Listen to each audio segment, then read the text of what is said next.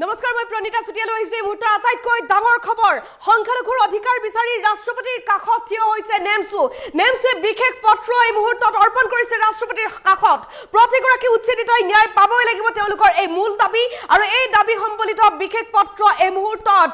নেমছুৱে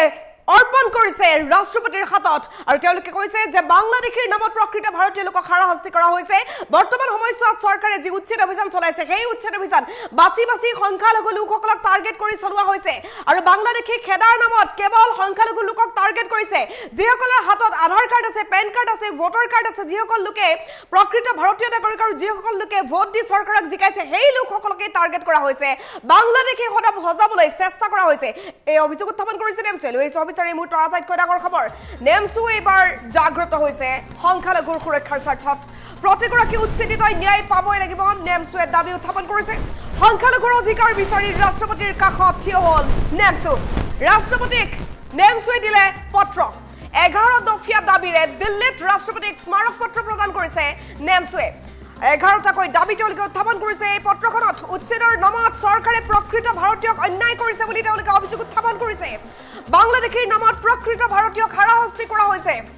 উচ্ছেদৰ নামত বৰ্তমান সময়ছোৱাত কেৱল সংখ্যালঘুক টাৰ্গেট কৰি থকা হৈছে চৰকাৰৰ এনে কাৰ্য কোনো কাৰণতে সহ্য কৰা নহব হুংকাৰ দিছে নেমছুৱে 11 দফীয়া দাবীৰে নেমছুৱে বিশেষ পত্ৰ অৰ্পণ কৰিছে ৰাষ্ট্ৰপতিৰ হাতত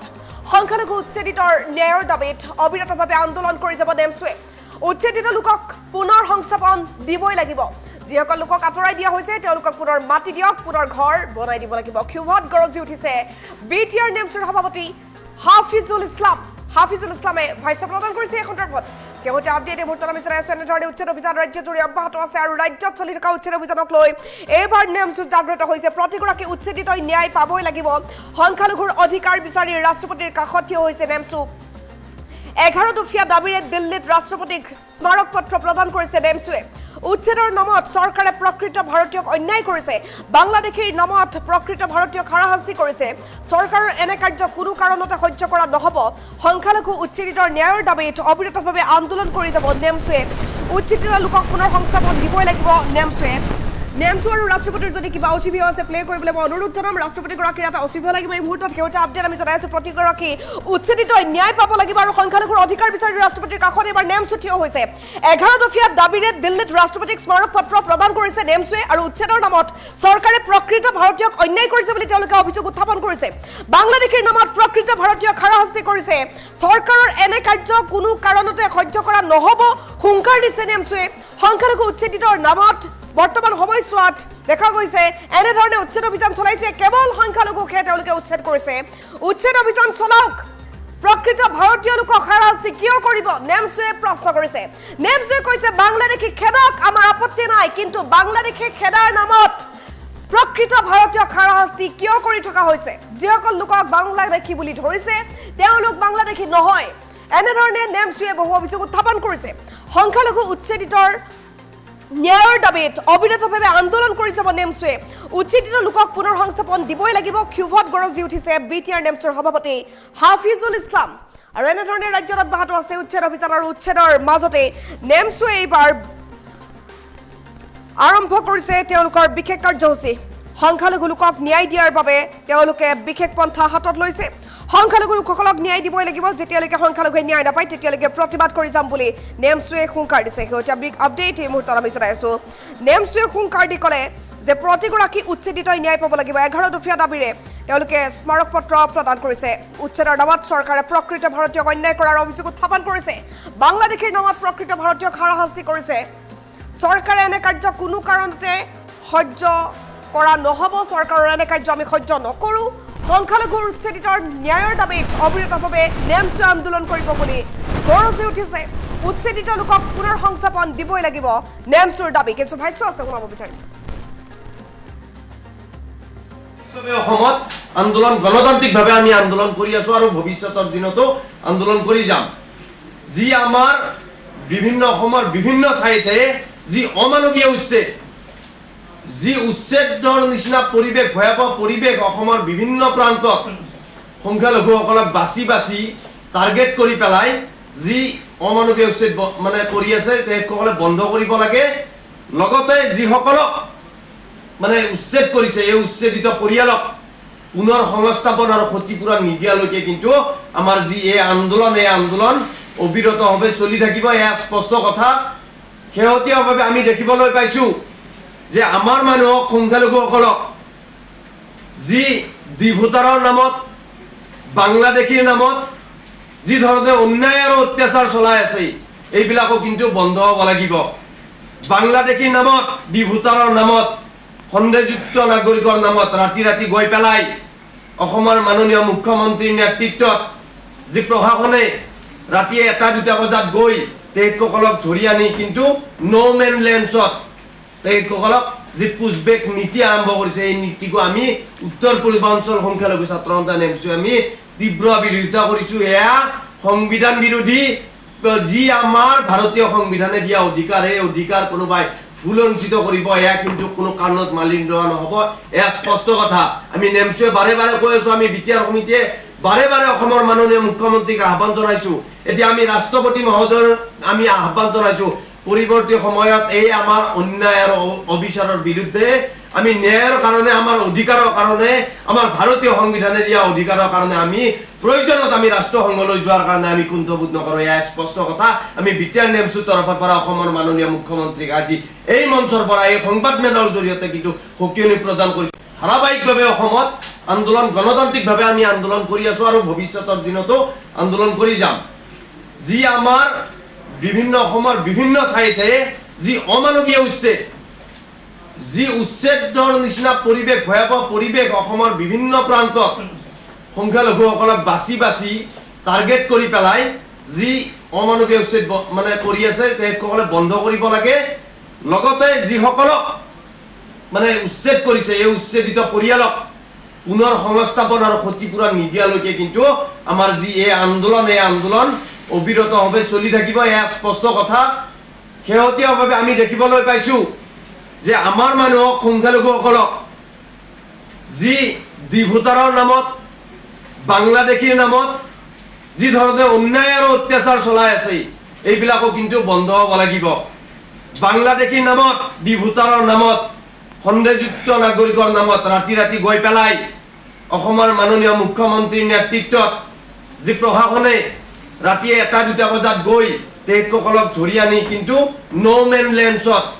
তেখেতসকলক যি পুছবেক নীতি আৰম্ভ কৰিছে, এই নীতিকো আমি উত্তৰ পূৰ্বাঞ্চল সংখ্যালঘু ছাত্ৰ সন্থা নেমছো আমি তীব্ৰ বিৰোধিতা কৰিছো। এয়া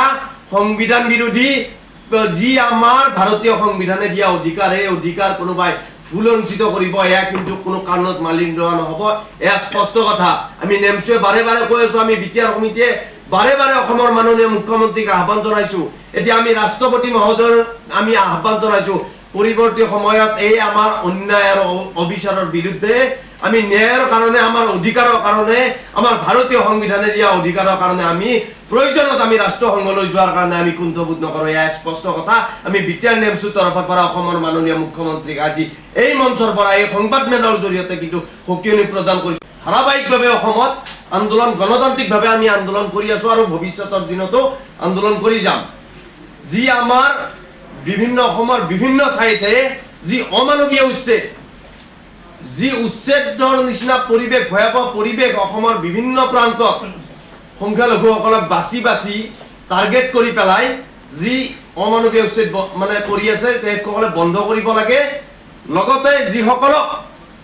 মানে উচ্ছেদ কৰিছে, এই উচ্ছেদিত পৰিয়ালক পুনৰ সংস্থাপন আৰু ক্ষতিপূৰণ নিদিয়ালৈকে কিন্তু আমাৰ যি এই আন্দোলন অবিৰতভাৱে চলি থাকিব, এয়া স্পষ্ট কথা। শেহতীয়াভাৱে আমি দেখিবলৈ পাইছো যে আমাৰ মানুহক, সংখ্যালঘুসকলক যি ভোটাৰৰ নামত, বাংলাদেশীৰ নামত যি ধৰণে অন্যায় আৰু অত্যাচাৰ চলাই আছে, এইবিলাকো কিন্তু বন্ধ হ'ব লাগিব। বাংলাদেশীৰ নামত, ভোটাৰৰ নামত, সন্দেহযুক্ত নাগৰিকৰ নামত ৰাতি ৰাতি গৈ পেলাই অসমৰ মাননীয় মুখ্যমন্ত্ৰীৰ নেতৃত্বত যি প্ৰশাসনে ৰাতিয়ে 1-2 বজাত গৈ তেখেতসকলক ধৰি আনি কিন্তু ন' মেন লেণ্ডছত তেখেতসকলক যি পুছবেক নীতি আৰম্ভ কৰিছে, এই নীতিকো আমি উত্তৰ পূৰ্বাঞ্চল সংখ্যালঘু ছাত্ৰ সন্থা নেমছো আমি তীব্ৰ বিৰোধিতা কৰিছো। এয়া সংবিধান বিৰোধী, যি আমাৰ ভাৰতীয় সংবিধানে দিয়া অধিকাৰ, এই অধিকাৰ কোনোবাই ফুলঞ্চিত কৰিব, এয়া কিন্তু কোনো কাৰণত মানি লোৱা নহ'ব। এয়া স্পষ্ট কথা। আমি নেমচুৱে বাৰে বাৰে কৈ আছো, আমি বিটিআৰ সমিতিয়ে বাৰে বাৰে অসমৰ মাননীয় মুখ্যমন্ত্ৰীক আহ্বান জনাইছো। এতিয়া আমি ৰাষ্ট্ৰপতি মহোদয়ৰ আমি আহ্বান জনাইছো, পৰৱৰ্তী সময়ত এই আমাৰ অন্যায় আৰু অবিচাৰৰ বিৰুদ্ধে আমি ন্যায়ৰ কাৰণে, আমাৰ অধিকাৰৰ কাৰণে, আমাৰ ভাৰতীয় সংবিধানে দিয়া অধিকাৰৰ কাৰণে আমি প্ৰয়োজনত আমি ৰাষ্ট্ৰসংঘলৈ যোৱাৰ কাৰণে আমি কুণ্ঠবোধ নকৰোঁ। এয়া স্পষ্ট কথা। আমি বিটিআৰ নেমচুৰ তৰফৰ পৰা অসমৰ মাননীয় মুখ্যমন্ত্ৰীক আজি এই মঞ্চৰ পৰা এই সংবাদমেলৰ জৰিয়তে কিন্তু সকিয়নি প্ৰদান কৰিছোঁ। ধাৰাবাহিকভাৱে অসমত আন্দোলন, গণতান্ত্ৰিকভাৱে আমি আন্দোলন কৰি আছো আৰু ভৱিষ্যতৰ দিনতো আন্দোলন কৰি যাম। যি আমাৰ বিভিন্ন অসমৰ বিভিন্ন ঠাইতে যি অমানৱীয় উচ্ছেদ, যি উচ্ছেদৰ নিচিনা পৰিৱেশ, ভয়াৱহ পৰিৱেশ অসমৰ বিভিন্ন প্ৰান্তত সংখ্যালঘুসকলক বাছি বাছি টাৰ্গেট কৰি পেলাই যি অমানৱীয় উচ্ছেদ মানে কৰি আছে, তেখেতসকলে বন্ধ কৰিব লাগে। লগতে যিসকলক মানে উচ্ছেদ কৰিছে, এই উচ্ছেদিত পৰিয়ালক পুনৰ সংস্থাপন আৰু ক্ষতিপূৰণ নিদিয়ালৈকে কিন্তু আমাৰ যি এই আন্দোলন অবিৰতভাৱে চলি থাকিব। এয়া স্পষ্ট কথা। শেহতীয়াভাৱে আমি দেখিবলৈ পাইছো যে আমাৰ মানুহক, সংখ্যালঘুসকলক যি ভোটাৰৰ নামত, বাংলাদেশীৰ নামত যি ধৰণে অন্যায় আৰু অত্যাচাৰ চলাই আছে, এইবিলাকো কিন্তু বন্ধ হ'ব লাগিব। বাংলাদেশীৰ নামত, ভোটাৰৰ নামত, সন্দেহযুক্ত নাগৰিকৰ নামত ৰাতি ৰাতি গৈ পেলাই অসমৰ মাননীয় মুখ্যমন্ত্ৰীৰ নেতৃত্বত যি প্ৰশাসনে ৰাতি 1-2 বজাত গৈ তেখেতসকলক ধৰি আনি কিন্তু ন' মেন লেণ্ডছত তেখেতসকলক যি পুছবেক নীতি আৰম্ভ কৰিছে, এই নীতিকো আমি উত্তৰ পূৰ্বাঞ্চল সংখ্যালঘু ছাত্ৰ সন্থা নেমচুৱে আমি তীব্ৰ বিৰোধিতা কৰিছো। এয়া সংবিধান বিৰোধী। যি আমাৰ ভাৰতীয় সংবিধানে দিয়া অধিকাৰ, এই অধিকাৰ কোনোবাই ফুলঞ্চিত কৰিব, এয়া কিন্তু কোনো কাৰণত মানি লোৱা নহ'ব। এয়া স্পষ্ট কথা। আমি নেমচুৱে বাৰে বাৰে কৈ আছো, আমি বিটিআৰ সমিতিয়ে বাৰে বাৰে অসমৰ মাননীয় মুখ্যমন্ত্ৰীক আহ্বান জনাইছো। এতিয়া আমি ৰাষ্ট্ৰপতি মহোদয়ৰ আমি আহ্বান জনাইছো, পৰৱৰ্তী সময়ত এই আমাৰ অন্যায় আৰু অবিচাৰৰ বিৰুদ্ধে আমি ন্যায়ৰ কাৰণে, আমাৰ অধিকাৰৰ কাৰণে, আমাৰ ভাৰতীয় সংবিধানে দিয়া অধিকাৰৰ কাৰণে আমি প্ৰয়োজনত আমি ৰাষ্ট্ৰসংঘলৈ যোৱাৰ কাৰণে আমি কুণ্ঠবোধ নকৰোঁ। এয়া স্পষ্ট কথা। আমি বিটিআৰ নেমচুৰ তৰফৰ পৰা অসমৰ মাননীয় মুখ্যমন্ত্ৰীক আজি এই মঞ্চৰ পৰা এই সংবাদমেলৰ জৰিয়তে কিন্তু সকিয়নি প্ৰদান কৰিছোঁ। ধাৰাবাহিকভাৱে অসমত আন্দোলন, গণতান্ত্ৰিকভাৱে আমি আন্দোলন কৰি আছো আৰু ভৱিষ্যতৰ দিনতো আন্দোলন কৰি যাম। যি আমাৰ বিভিন্ন অসমৰ বিভিন্ন ঠাইতে যি অমানৱীয় উচ্ছেদ, যি উচ্ছেদৰ নিচিনা পৰিৱেশ, ভয়াৱহ পৰিৱেশ অসমৰ বিভিন্ন প্ৰান্তত সংখ্যালঘুসকলক বাছি বাছি টাৰ্গেট কৰি পেলাই যি অমানৱীয় উচ্ছেদ মানে কৰি আছে, তেখেতসকলে বন্ধ কৰিব লাগে। লগতে যিসকলক মানে উচ্ছেদ কৰিছে, এই উচ্ছেদিত পৰিয়ালক পুনৰ সংস্থাপন আৰু ক্ষতিপূৰণ নিদিয়ালৈকে কিন্তু আমাৰ যি এই আন্দোলন অবিৰতভাৱে চলি থাকিব। এয়া স্পষ্ট কথা। শেহতীয়াভাৱে আমি দেখিবলৈ পাইছো যে আমাৰ মানুহক, সংখ্যালঘুসকলক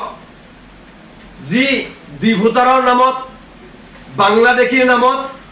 যি ধৰণে অন্যায় আৰু অত্যাচাৰ চলাই আছে, এইবিলাকো কিন্তু বন্ধ হ'ব লাগিব। বাংলাদেশীৰ নামত, ভোটাৰৰ নামত, সন্দেহযুক্ত নাগৰিকৰ নামত ৰাতি ৰাতি গৈ পেলাই অসমৰ মাননীয় মুখ্যমন্ত্ৰীৰ নেতৃত্বত যি প্ৰশাসনে ৰাতি 1-2 বজাত গৈ তেখেতসকলক ধৰি আনি কিন্তু ন' মেন লেণ্ডছত তেখেতসকলক যি পুছবেক নীতি আৰম্ভ কৰিছে, এই নীতিকো আমি উত্তৰ পূৰ্বাঞ্চল সংখ্যালঘু ছাত্ৰ সন্থা নেমচুৱে আমি তীব্ৰ বিৰোধিতা কৰিছো। এয়া সংবিধান বিৰোধী।